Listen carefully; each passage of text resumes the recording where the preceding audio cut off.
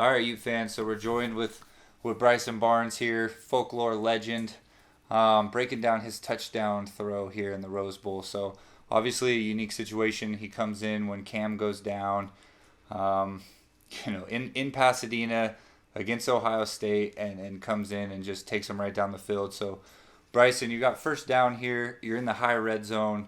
Well, kind of walk us through exactly what you were thinking, what you were looking at, before the snap.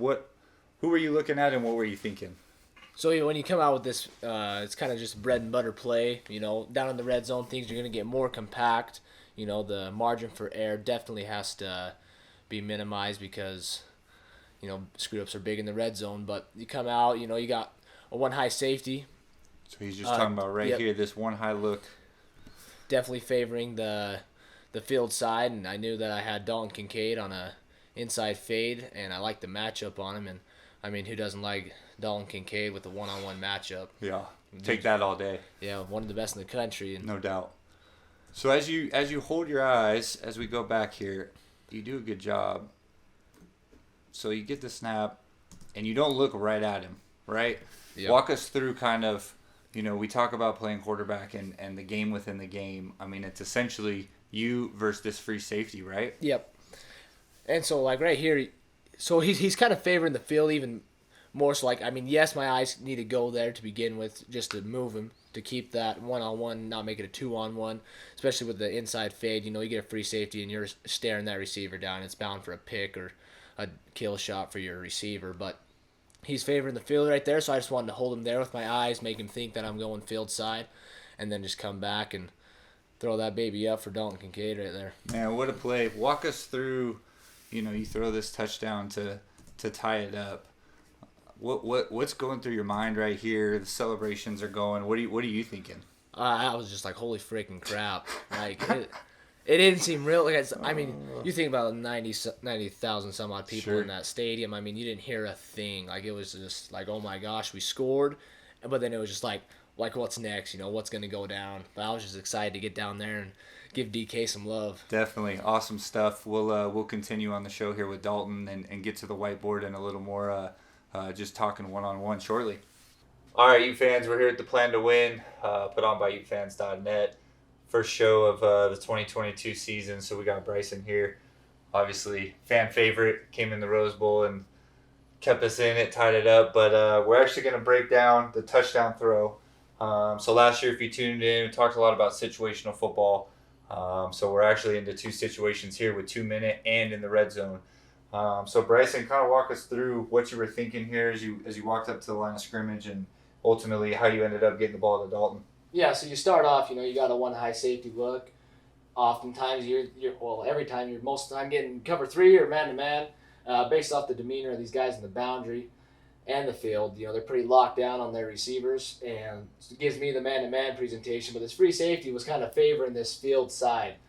Oftentimes you'll see that by free safeties. There's more ground on this side, and we've been hitting this little inside slant pretty good. And we had I believe it was Covey right here, and so this free safety's kind of cheating down and ready to blow that play up. But on this backside here, I've got Dalton Kincaid man to man on a safety, and you got an inside fade. I like the matchup on him, especially with press coverage. Dalton Kincaid is going to win that matchup all day, so it's just a matter of getting that ball to him and getting into the right hands to get his feet down.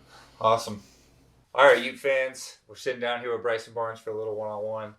Going to just chop it up about a few things here. So walk us through, you grow up in Milford, Utah. Everybody's heard the story. What it was like, briefly growing up there and kind of what brought you to Utah and what that process was like. Yeah, so I mean, after the Rose Bowl, everybody kind of got a general idea of what Milford's like. And, I mean, you could say it in about 2 sentences, man. Like, it's super small town, kind of low-key, out of the way, off the freeway a little ways. And, I mean, there's fields, big barns, and a town that's about a square mile. Wild. What, growing up, did you follow Utah football a ton? Were you too busy on the farm? What was that like? I mean, so the thing was I wasn't a Utah fan growing up Okay. because I had a friend who was a Utah fan, so that automatically was like, oh, I got to find a team to root against you. Okay. And then at the time, who wasn't an Oregon Duck fan in the 14-15, right? Okay. Like, you had Marcus Mariota, DeAnthony Thomas, right? Like, then they had the fancy jerseys. Sure. So, Chrome helmets, all that. So it was like, oh, man, the Oregon Ducks. And then, once you get a little bit older, you just kind of, like, you just follow college football. Sure. I wouldn't say I was, like, a diehard fan for any team. And then, then Utah came in my senior year, and I was like, wow, what an opportunity. Yeah. They're making the jump to the Pac. They had already made the jump to the Pac-12. Sure. And, big-time school. They want me up there, and so why not go play big time? That's awesome. What, walk us through, it's always interesting hearing people's first impression when they step on campus, going through the program. You got your pecking order, the seniors kind of, you lead from within and you're kind of trying to find your way. What was that like for you coming up here and kind of trying to navigate that dynamic? Well, yeah, so it was a little different because I came in the summer of COVID. So things were just super weird. And to me, it wasn't weird for me because that's just what I knew. And everybody else obviously thought it was weird. But, I walked into a football facility that was as big as my high school. And so, it was unbelievable. So I'm like, man, this place is big. It probably is bigger than my high school, to be completely honest. And, you just kind of, you were showed up about an hour and a half early because you're like, oh, man, can't be late. Like, you were super high-strung, making sure you were on time to everything, and then just kind of sore. It was very, very sore. The intensity of the workouts was something unlike I had ever did before. And so, I was kind of, during COVID, small groups, and just the non-normal was the normal. Yeah. Coming out of COVID and the pandemic and as things have reset, how's that adjustment been, for fans at home hearing that, you come in and there's smaller groups, the dynamic was so different, but that was all that you knew. So, coming back out of that, what was that like playing with fans in the stands again and all that? Yeah, so it was definitely because like my first season, you're on the juice crew, man. You're waving a towel and you're screaming and it's echoing in the stadium. There's nobody there. It's almost like it was like a practice scrimmage, like you were the games. And then obviously this past year, being able to fill up Rice Eccles, it was lit. It was the energy there was unreal. And then when Oregon came to town, there was just nothing like it playing there. Being in the stands, I could tell you there was nothing like it. It was pretty electric. So we fast forward. You guys get to go to the Rose Bowl. You're playing Ohio State. Big game. For all of us Southern Californians, incredible opportunity. What a place to play. What an opponent to play. Yeah. You can never prepare for what happened. Mm-hmm. So, going through the bowl week, you're probably just making sure you're ready in case things happen. Yeah. And then the unthinkable happens and Cam goes down. What was your reaction when you saw him down? Well, once he went down, his arms kind of locked up, and I was like, oh, maybe he hurt his shoulder. Mm-hmm. But I knew he was going to have to come out for a play. He's laying on the field. They have to take him off. And so I immediately, started taking off my little yellow vest that I used to signal the plays in. Sure. And I just, it was just like, it's game time now. Yeah. There was no time to think. I don't even know how long I had to warm up. Like, everything was just so fast, and you were just throwing in the fire, and it was like, go and do it. And, I had, like, Teagan Margraf. He was one of the senior long snapper that got hurt. He was right there like, oh, yeah, you got this, And that's just one person I can just vividly remember. But then, it was just keeping the confidence in the team together. Because, it's hard to replace a guy like Cam. Sure. He's a captain. He's a leader. He brings things together, and he's a great player. And when a guy like that goes down in such a big game, crucial moment, you have to come in and be that glue to keep everything together. And so it was just... did you even have a chance to realize, or were you just, hey, I got a job to do, and let's go do it? It was a job, let's go do it. Yeah, it was not like, oh man, it's the no. Yeah. It was go out and get it done. That's incredible. Did you ever think, coming from Milford, that you would play against Ohio State in the Rose Bowl? No. That's incredible. No, but all the bowl prep and stuff leading up, I had a weird feeling that I was going to be in the game. Sure. It sounds like a story, like I made it up. I remember sitting in the hotel room that coming up that week. I'm like, I feel like I'm going in. Yeah. Like, why? I don't know, but I feel like I'm going in this game. And so, not that changed my preparation leading up to it. Because, I mean, when you're that backup, you're 1 hit away, and when you're the third string, you're 2 hits away. Right, like always. It's that, just like when Utah played USC back in, 2019-18, or whatever it was. Way back, you fans. That's way back. 18's way back already. Yeah. And so, you got to be prepared just as if you were the starter. So when you go down, you're able to go in and, throw a touchdown. That I would attribute that happening to my preparation leading up to that week for sure. That's awesome. So big, obviously. Kind of going to change the pace here, but walk us through, we got you here on the show. Just what it's like being a collegiate athlete, being a collegiate football player, and trying to navigate through these crazy NIL.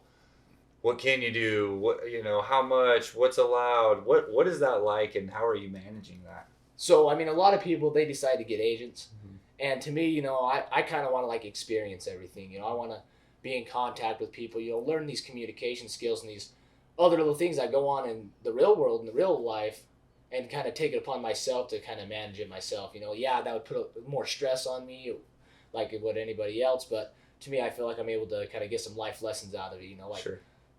Not everybody's going to be great in the world. Some people might do you dirty. Yeah. And, that's just the way life is. You just got to get back up and move on. Yeah. And, I mean, just navigating it through it all. I mean, you see on the news, you see everything done in, accession. And so, you see the $1 million deals, you see the Lamborghinis and all this fancy stuff that all these guys are getting.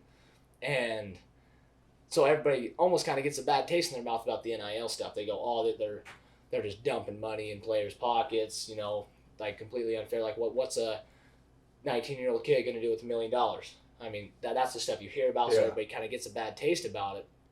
But, I mean, just the regular, football in itself is a full-time job. Yep, no doubt. And then you got school on top of that, often 16 credits. Obviously you have to be full-time. And so you kind of got, imagine 2 full-time jobs at the same time. I was able to work part-time at Lowe's during the spring. Just to be able to just to make up a little bit of income. Because, especially being a walk-on, you're not getting anything paid for. You have to, you're working the crappy jobs at Lowe's, and not that Lowe's. We love Lowe's. Yeah, all about Lowe's. But it's inconvenient for me. That's why I said second. Because, I have to, my off days on practice, my body's sore, I have to go pull some boxes down, Right. And so, where NIL steps in for people like me, and I know a lot of the other players, is they're able to, take that, 6 a.m. to noon shift before your lift. Right. They're able to kind of release the pressure of the finance part, because that's what happens to, I would say, 95% of walk-ons is they get in about a year and a half or 2 and can't afford it anymore. You have to move on. Right. And NIL definitely helps bring that into fruition and able to, honestly, able to keep me here. Sure. That's awesome. For people at home, I've kind of always said walk-ons maybe more so love the game of football more than some of the scholarship guys, because you're doing it, like you said, with not a whole lot of help. Yeah. What's that like? How do you manage, you see guys getting things that you don't have access to, and does that create a chip on your shoulder? Walk us through how you kind of navigate that. Yeah, so just like the life of a walk-on, it's completely different. You're not getting things paid for. Life's just different as a walk-on, and your whole mindset is, I gotta prove myself to show that I can get my stuff paid for, and so you've always got that chip on your shoulder. You're always looking at the scholarship guys, or even just in general, trying to be the best you can be and trying to beat guys out. Trying to prove yourself so that you can put yourself in that position where you don't necessarily have to worry about it anymore. Yeah. And kind of, just like you say, get that chip off your shoulder. That's awesome. Hey, appreciate you coming on. Yes, pleasure. You fans, tune in, plan to win all year long. First guest, Bryson Barnes. Appreciate you. We'll catch you next time.